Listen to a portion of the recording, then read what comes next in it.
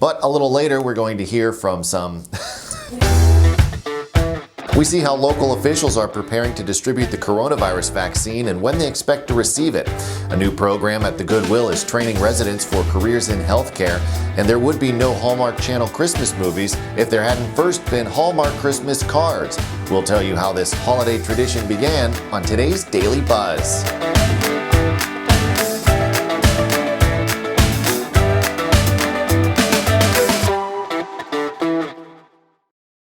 Hello everyone, welcome to the Daily Buzz. I'm Mike Moliterno. Happy Friday to you all. We've got a lot to get to.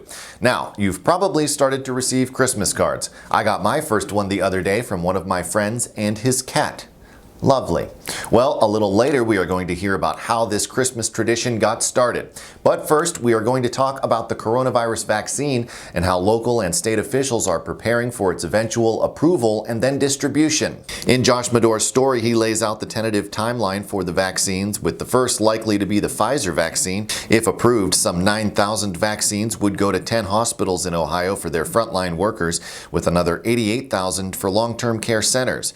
The following week, some 200,000 vaccines from Moderna would be shipped to Ohio's 98 other hospitals. In the story, Medor talks with the heads of several local health departments who say they're starting to feel the strain from the latest surge of cases. And while they don't know for sure when they'll receive the vaccines or how many they'll get, they're busy preparing to get them out as quickly as possible.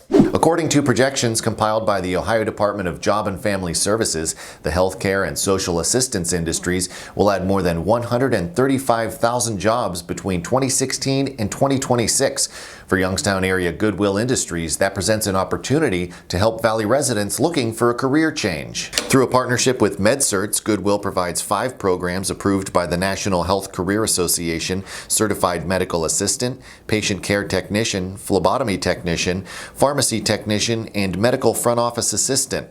Melanie Martin is the Med Certs Regional Workforce Development Manager. We've trained individuals there at the Goodwill to be familiar with not only how our learning management system works, but also to go ahead and get certified and be trained in those programs so they can be subject matter experts. For Karina Neal, the program offered her a way to move from the food service industry to a more stable career after her daughter was born. The computer portion, we did Microsoft Word, Microsoft Office, and it was extensive amount of training. Grants through the Workforce Innovation Opportunity Act allow Goodwill and Med Certs to provide the training free to eligible candidates.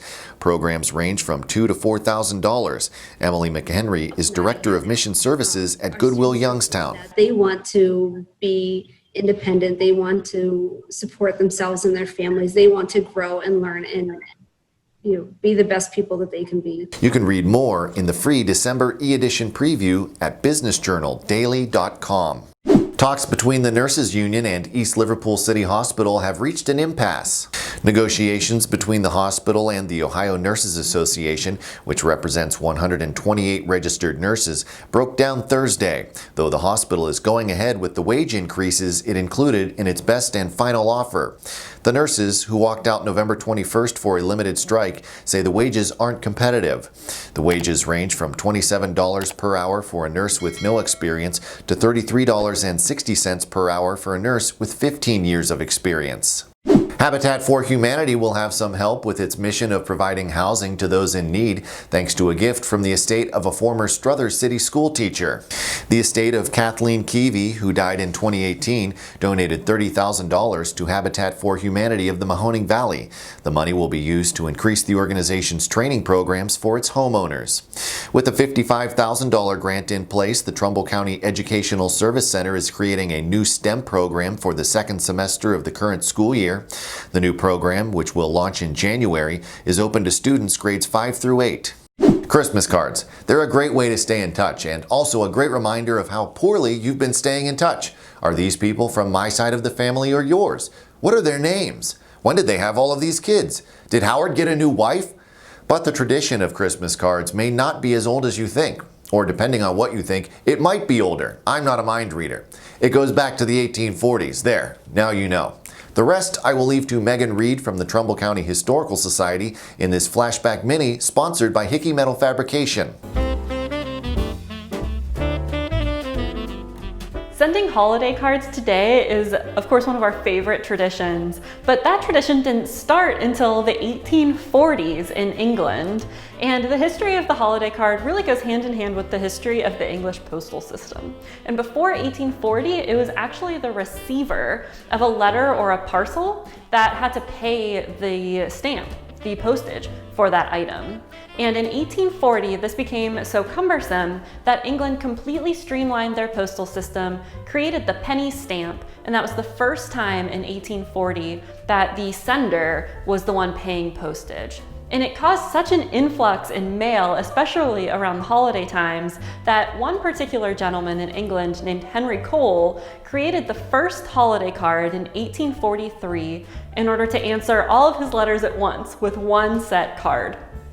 And Cole is generally thought to be the founder of the holiday card when he sent out that first card in 1843.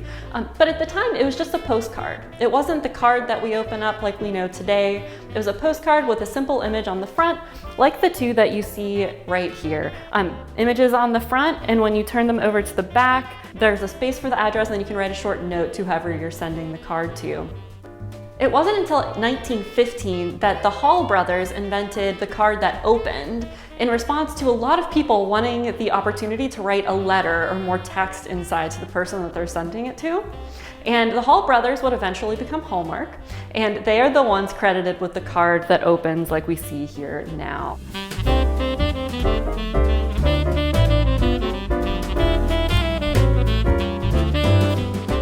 Hickey Metal Fabrication. Family owned and proudly based in Salem for 75 years. We have state-of-the-art equipment and are ready to handle your start-to-finish fabrication needs. You can see more flashback videos at businessjournaldaily.com. And that is going to do it for today's Daily Buzz. We will be back with more business news at 1:30 on Monday. In fact, we're going to have that story about Abigail's Bakery in Austintown that I promised yesterday but didn't run today. I'm sorry, I got confused. But I double promise we will have it on Monday. If we don't, you can blame Maggie because I won't be here and it will all be her fault. Have a very nice weekend. Thanks for watching. I'm Mike Moliterno. Thanks for watching the video. Be sure to like, subscribe, and hit that little bell for notifications. And also make sure to connect with us on Twitter, Facebook, and LinkedIn. For all of your business news, visit businessjournaldaily.com. For all of your arts and entertainment news, go to afterhoursyoungstown.com.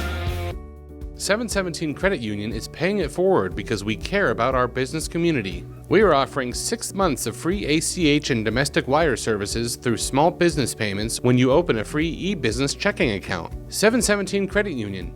We are here for your business.